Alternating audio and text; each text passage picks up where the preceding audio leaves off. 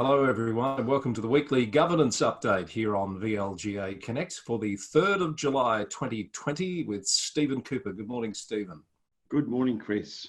Great to see you. What sort of a week has it been for you? Oh, big week, Chris. As we've discussed before, there's a lot going on in governance. It's a really busy time.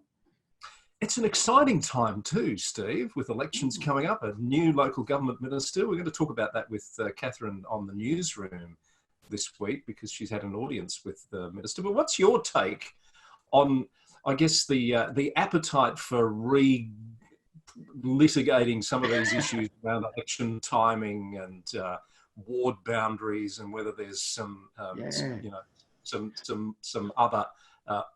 agendas at play? Can I put it that way? Chris, the week's been interesting. One of the major dailies kicked it off with an article earlier in the week, particularly around the ability or opportunity for female candidates campaigning in a COVID environment and how difficult that would be, which is a useful discussion. But I think the article fell short of looking to what the implications would be to actually achieve any change in the election date. What would that mean for local government in Victoria? I have noticed there's been quite a bit of discussion again, or at least people wanting the whole issue to be looked at afresh with a new minister. Yeah, and let's be clear-eyed about this, Chris, because the minister certainly has some powers to make orders around ward boundaries, for example, but the notion of, for example, delaying the election or extending the term of the current councillors certainly has issues. Well, they would be required to go back to the Parliament, and also there's some sort of quite important philosophical issues as well around extending the life of the current council.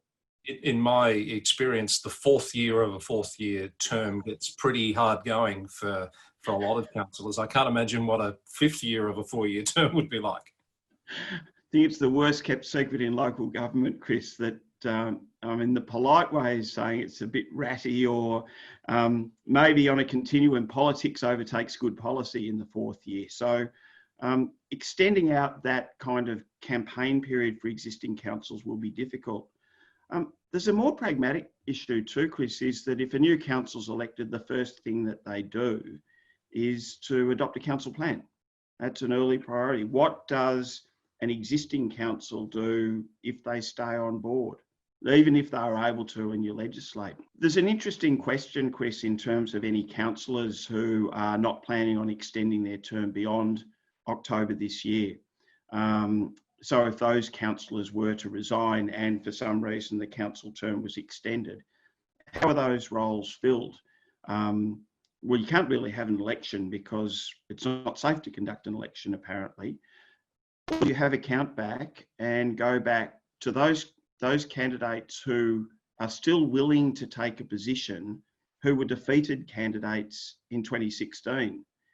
It sort of hardly seems to be democratic, and it really leads to a suggestion that even if there was an appetite by government to extend the term, that maybe, you're looking at administration. I mean, these are really important issues to be explored if people sort of are of a mind to, but at the moment we're in a situation where the government of the day says that there will be a postal vote on the 24th of October. That's where we're at.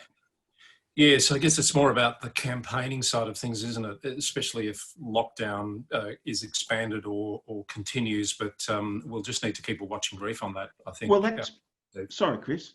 That's been interesting too, because we're hearing reports that there is campaigning going on, that, social media activity is occurring with candidates. So those candidates who have got in early and are prepared have started, but certainly it's different campaigning to what we've seen previously because the face-to-face opportunities are so limited.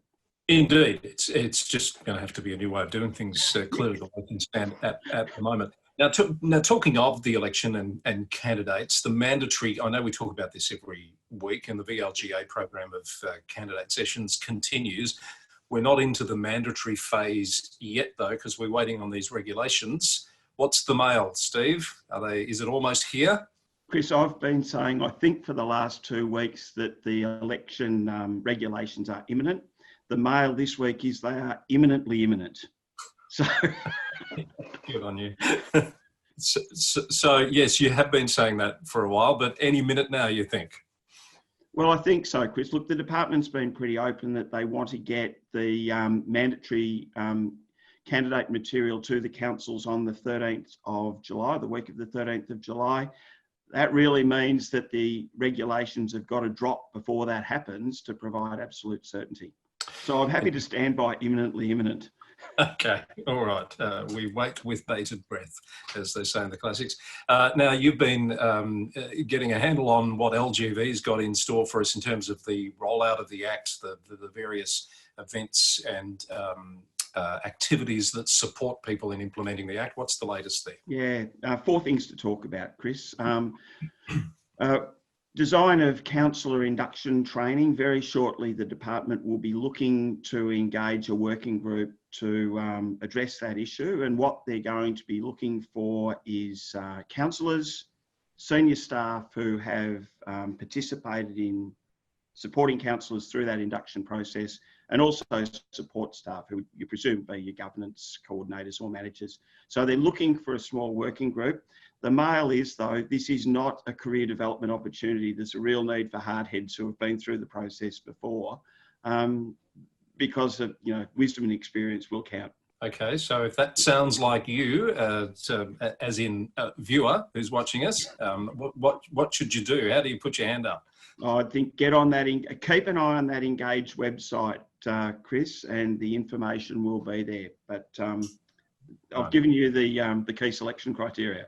Indeed, and there's some co-design activities happening as well currently, or almost about to start. So imminent co-design on all of that raft of strategic documents, Chris, so right through from community vision, council plan, asset management, rating and revenue, financial, 4-year budget, annual report. So the co-design work will be coming up on that. That will drop fairly soon.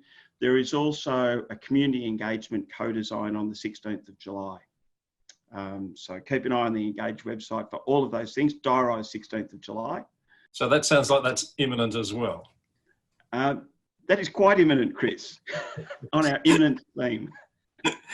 Indeed. Any last thoughts before we nip this one in the bud, Steve? Yeah, two more, Chris. The pathway documents for the Audit and Risk Committee, and as well as the Audit and Risk Annual Plan, are about to drop onto the Engage website. They're pathway documents, but councillors should take from that what they need. And probably the last thing is that on the 7th of August, the department is planning another webinar. They ran a pretty good one a week or two ago, and around the governance rules. But the advice I got is they will decide the topic fairly late, depending on the sort of questions that people are asking on the Engage website, which is another reason not just to look at that site, but get involved. Excellent. All right. Thank you, Steve, as always. Good to talk governance. Your Imminence. We'll see you again next week for the governance update, and have a great week. Imminently. Thanks, Chris. Stephen Cooper with us on the governance update here on VLGA Connect.